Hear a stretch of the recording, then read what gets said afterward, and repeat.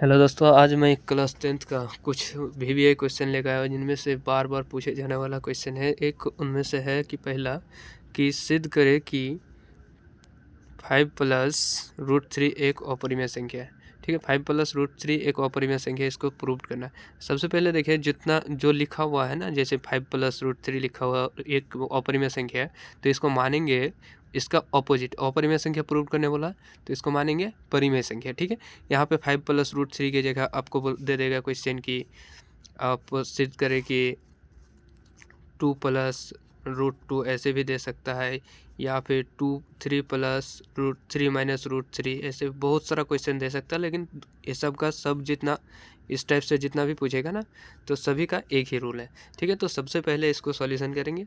ठीक, तो सॉल्यूशन में लिखेंगे, सॉल्यूशन में कि माना कि 5 + √3 एक क्या है, परिमेय संख्या। एक कैसा है संख्या, परिमेय संख्या, परिमेय संख्या। ठीक है, सबसे पहले मानेंगे कैसा संख्या, परिमेय संख्या है। ठीक, उसके बाद अच्छा, परिमेय संख्या का डेफिनेशन जो होता है वैसा संख्या जिसे p/q के रूप में लिखा जा सकता है। ठीक है, और q जो है वो 0 के बराबर नहीं हो सकता। ठीक है, इसलिए p/q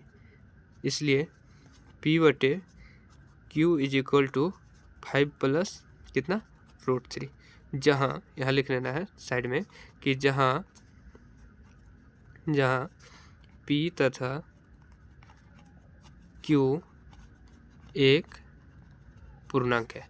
क्या है, एक पूर्णांक संख्या है। ठीक है, पूर्णांक संख्या है। ठीक, और लिखना अगला, तथा q ≠ 0। यहाँ से हम कह सकते हैं कि ये जो p/q है, p/q ये प्लस में है, इस प्लस को प्लस में है, 5 जो है प्लस में है तो इधर आएगा, तो बराबर के इस साइड आएगा तो -5 हो जाएगा = √3।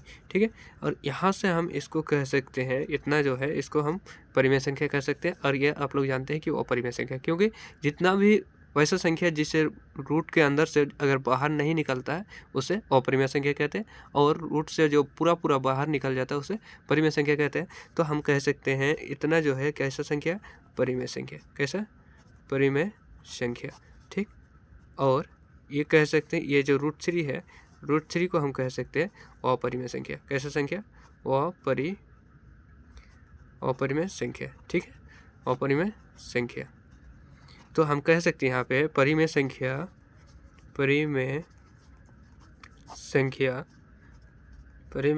जो है बराबर नहीं है किसका, अपरिमेय संख्या। ठीक है, अपरिमेय संख्या। ठीक है, किसके बराबर नहीं है, अपरिमेय संख्या के बराबर नहीं है। ठीक है, इतना कह सकते हैं कि परिमेय संख्या जो है किसके बराबर नहीं है, अपरिमेय संख्या के बराबर नहीं है। इसलिए हम कह सकते हैं यहाँ पे, इसलिए हमारी मान्यता क्या है, गलत है। क्या है, हमारी मान्यता गलत है। अब कह सकते हैं जब परिमेय संख्या क्या है, अपरिमेय संख्या के बराबर नहीं है, तो हम यहाँ से कह सकते हैं हमारी मान्यता क्या है, गलत है। या उसके बाद लिखना है यहाँ पे, अतः 5 + √3 क्या है, एक अपरिमेय संख्या। क्या है, अपरिमेय संख्या है। यही तो हमको प्रूव करना था कि वो अपरिमेय संख्या 5 + √3 क्या है, अपरिमेय संख्या होता है। यही तो प्रूव करना था। ठीक है, आई होप कि आप लोगों को ये वाला क्वेश्चन जो है समझ में आएगा। चलिए, अगला क्वेश्चन है कि द्विघात बहुपद x² + 11x + 30 के शून्यक को ज्ञात करें। ठीक है, शून्यक ज्ञात करने बोल रहा है, तो सॉल्यूशन करेंगे इसका। ठीक है, पहले लिखेंगे सॉल्यूशन। ठीक है, सॉल्यूशन लिखने के बाद लिखेंगे द्विघात, क्या लिखेंगे, द्विघात बहुपद x² + 11x + 30 का शून्यक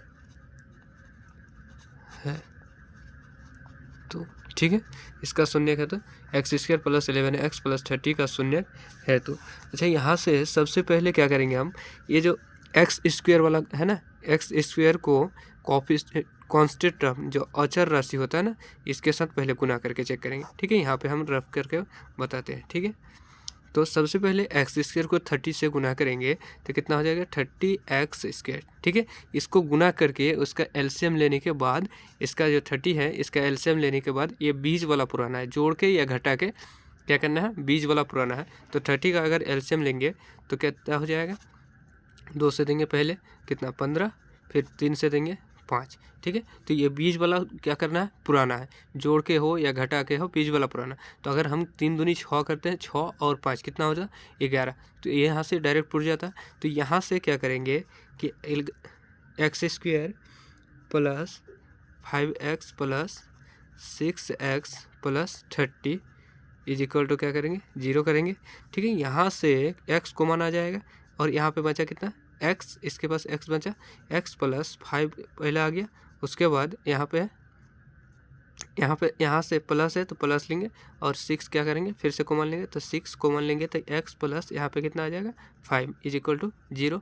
ठीक है, तो जितना जो बाहर में है, बाहर वाला को एक ब्रैकेट में, जैसे x और 6 है बाहर में, तो एक ब्रैकेट में x प्लस 6 एक ब्रैकेट में रखेंगे और x प्लस 5 और x प्लस 5 दो देखिए दोनों में क्या है, सेम है। तो दोनों में सेम है तो x प्लस 5 एक जगह लिख देंगे और एक जगह x प्लस 5। ठीक है, बराबर का क्या करेंगे 0, आइदर और करेंगे। ठीक है, आइदर और। ठीक है, तो पहले एक ब्रैकेट वाला का 6 plus x plus 6 is equal to 0 एक बार करेंगे और एक बार x plus 5 is equal to 0 करेंगे। ठीक है, तो यहाँ से x बराबर एक बार का कितना आ गया -6 और x बराबर एक बार कितना आ गया -5।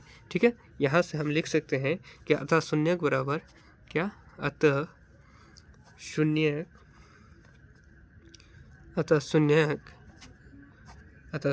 बराबर, शून्यक जो है कितना -5